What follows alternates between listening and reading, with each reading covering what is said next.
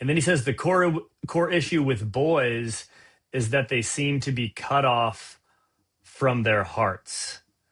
That boys were cut off from, and I even as an adult, even now, as I'm wrestling through this stuff, I'm aware of like there's like this dissociation or disconnection, especially when I come together with Teresa, where I the whole goal is connection and to stay in touch with my heart because there's a battle to go there, and boys are just cut off. And Sam commenting on that, he says the problem isn't too much male sexuality because he's writing a book. You know, the subtitle is "Reclaiming the Heart of Masculine Sexuality." He's like, do we really need another book on male sexuality? He's like, the problem isn't that there's too much. The problem is that there's too much sexuality, that there's too little heart. So, Joe, I'd be interested in your comments on that. Yeah, I think it's really interesting. I mean, you know, what is that distinction between what's the lived experience of being cut off from your bodies versus cut off from your heart? I think the distinction that's interesting to me is one sounds like repression, like inaccessible sexuality, right? Or excessive sexuality where your body is doing one thing and you are somewhere else. In the case of a woman, and again, I'm just trying to imagine what does that experience feel like? Yeah. To be an adult female or a young adult female and to experience this cutoff from your body reality.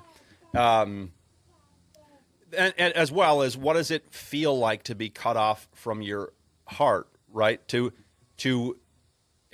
What does that feel like for most of us? I mean, I think it feels like sex acts that feel like something hidden and shameful, meant to be kept in hiddenness and darkness. Yeah. Or to be brought into the light through joking and locker room talk and right. Making it something out that doesn't feel good to you either.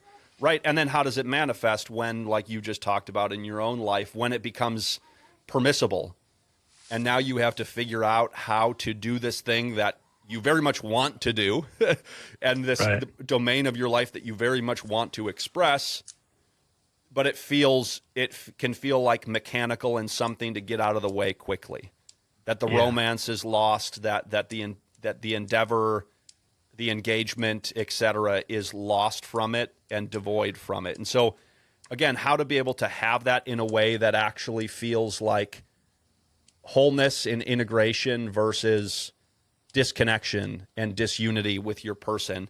And, I'd be really interested to read her book to be able to better understand. To be honest, some of that is a little hazy to me of what does that distinction really clearly look like, where women experience it predominantly in this divorce between self and body, and men experience it predominantly in heart and their personhood.